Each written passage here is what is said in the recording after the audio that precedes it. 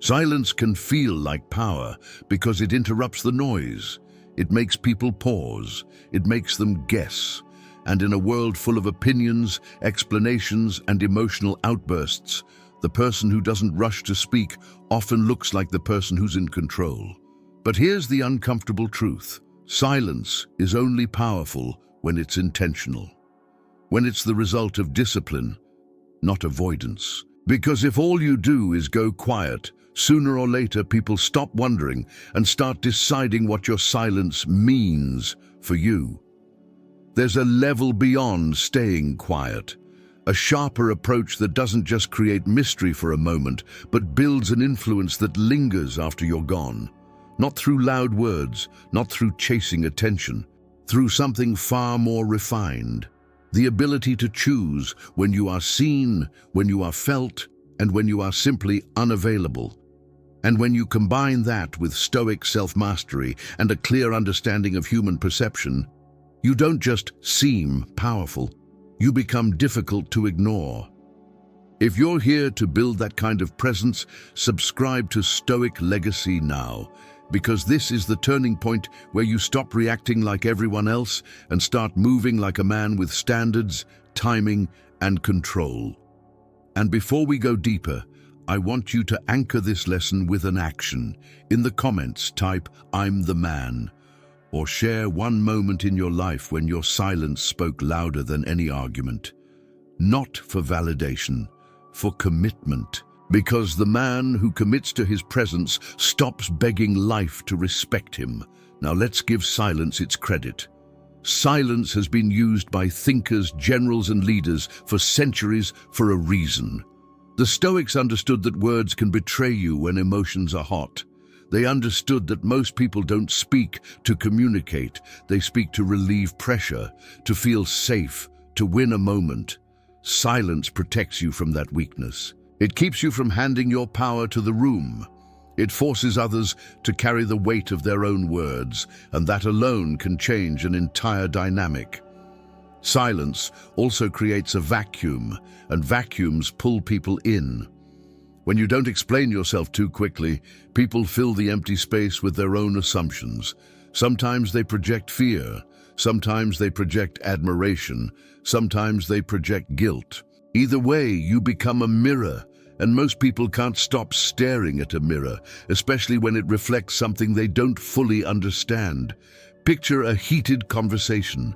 Someone wants your reaction. They want your emotional spill. They want you to defend yourself with long sentences, to chase their approval, to prove you're good. Most men walk right into that trap. But if you hold eye contact, breathe slowly, and let their words hang in the air without rushing to answer, something shifts. They feel their own urgency. They hear themselves.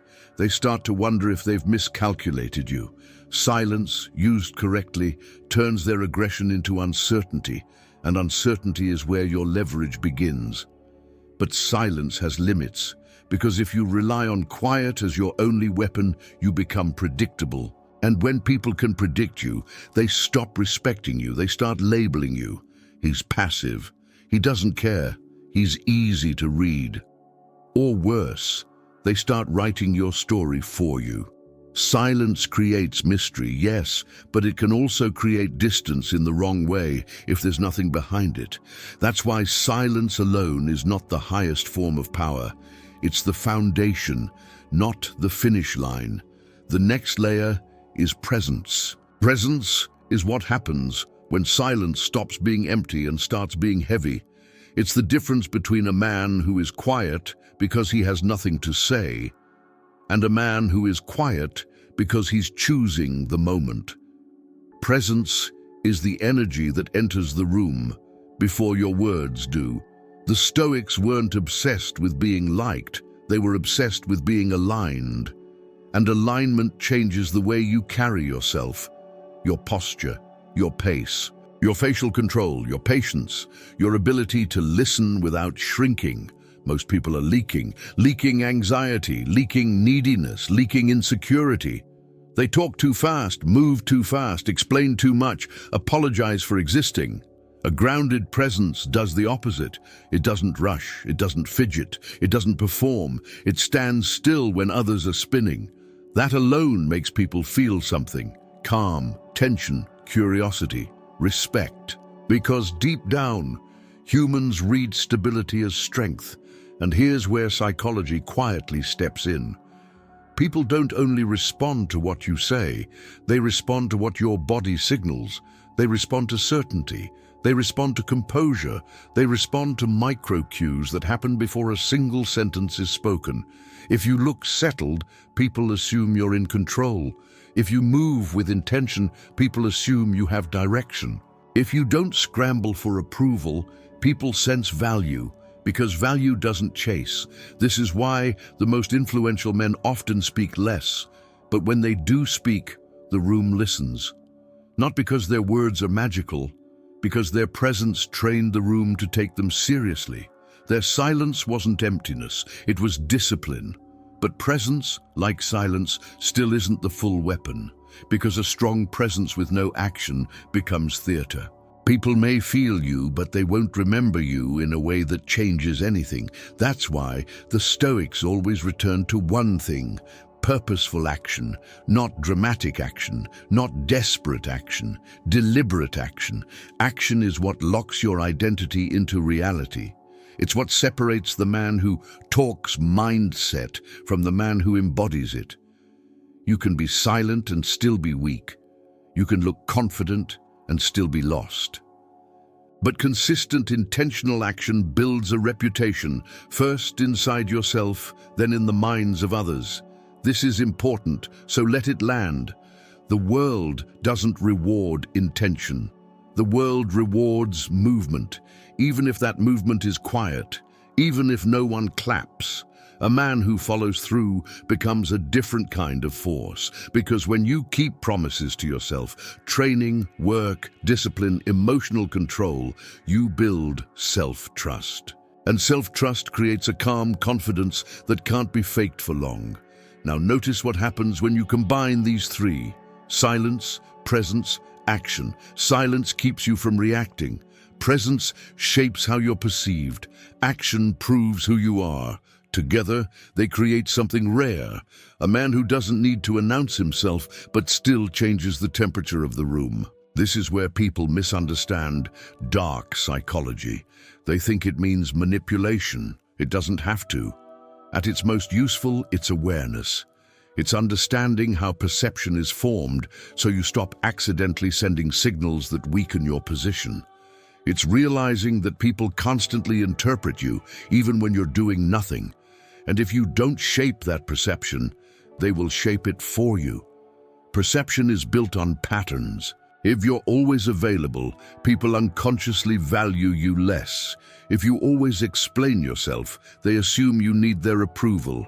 If you always respond instantly, they assume you have no life, no boundaries, no standards. The mind doesn't respect what it can access anytime. Scarcity isn't just about absence, it's about value. So here is the strategy that beats simple silence, and it's the one that changes everything: controlled visibility. Controlled visibility means you are not constantly present, and you are not completely absent. You are selective.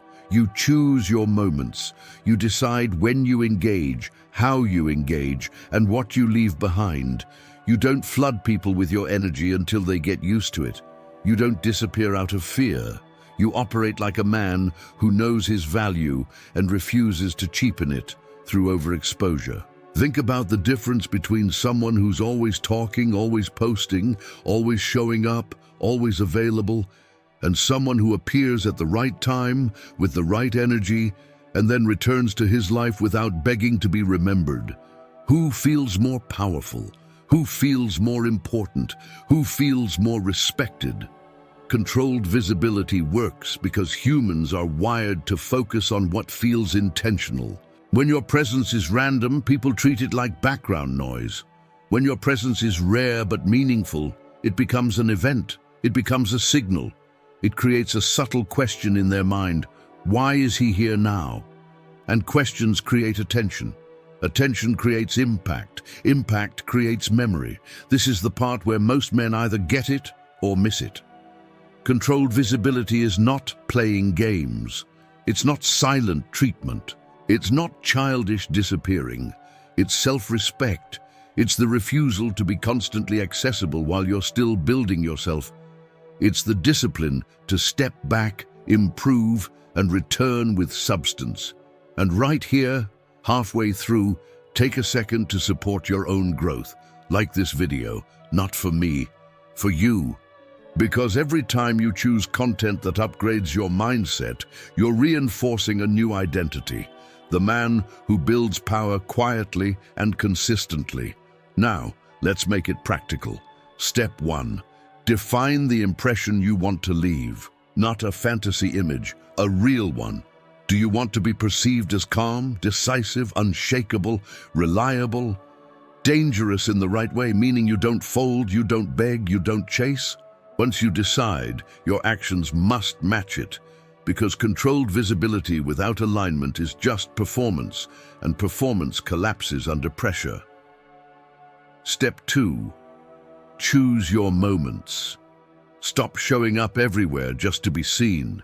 Stop engaging in every conversation. Stop reacting to every provocation. The man who responds to everything is controlled by everything. Instead, identify where your presence has real value. Key conversations, meaningful opportunities, moments where your contribution changes outcomes. When you speak, make it count. When you act, make it clean. Step 3. When you are visible, be undeniable. That doesn't mean loud. It means composed. It means grounded. It means your eyes are steady, your posture is open, your words are minimal but sharp. No over-explaining. No nervous laughter to soften your authority. No frantic energy. You're not trying to win attention. You're letting attention come to you because you're solid. Step 4. Practice strategic absence. This is the part that separates boys from men. Strategic absence is stepping back not to punish others, but to protect your focus, to build, to recover, to strengthen, to create space. When people don't constantly have access to you, they feel the gap. And that gap becomes a quiet reminder your presence has weight. Step 5. Don't become predictable. Predictability is comfort, and comfort makes people lazy. The goal isn't to confuse people, it's to prevent them from taking you for granted. Sometimes your silence should be the message. Sometimes a single sentence should cut through the room. Sometimes one action should end the discussion. You're not being chaotic. You're being intentional. And intention is what people can't ignore. Now layer in a psychological amplifier that makes controlled visibility even stronger. Contrast. Contrast is what makes value pop. Silence feels stronger after noise. Presence feels heavier after absence. A decisive action feels more powerful after patience. Contrast forces the human mind to pay attention because the brain is designed to notice shifts. If you're always present, your presence is invisible. If you're never present, people move on. But when you alternate, calmly, intelligently, between showing up and stepping back, you create anticipation. People start associating your absence with curiosity and your return with impact. And the most powerful part is, you don't have to announce anything. Contrast speaks for itself. But none of this works without the core, self-mastery. The Stoics didn't chase control of others. They chased control of themselves, because a man who can't command his own impulses will always be a slave to someone else's behavior. If your emotions control your mouth, silence won't save you.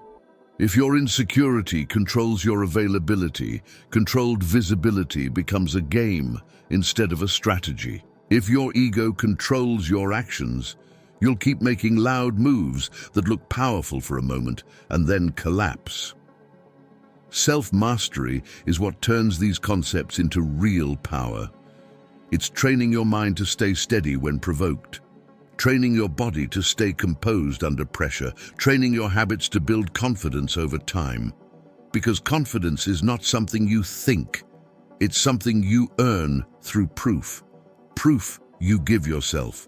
When you master yourself, you stop needing external validation. You stop begging for replies. You stop chasing respect. You stop trying to convince people you're valuable. You move like a man who already knows. That energy is felt, even by people who don't want to admit it, especially by them.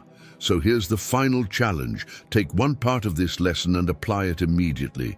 Maybe it's silence, holding your tongue instead of reacting.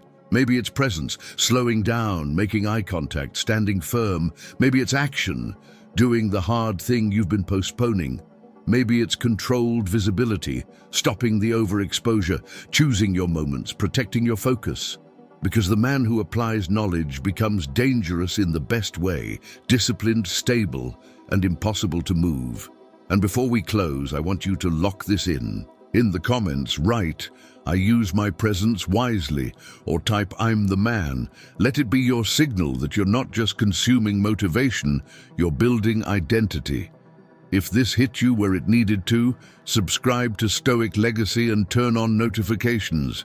Because we're not here to talk about strength, we're here to live it. And don't forget to like the video before you go. That one small action is you voting for your own growth. Stay disciplined.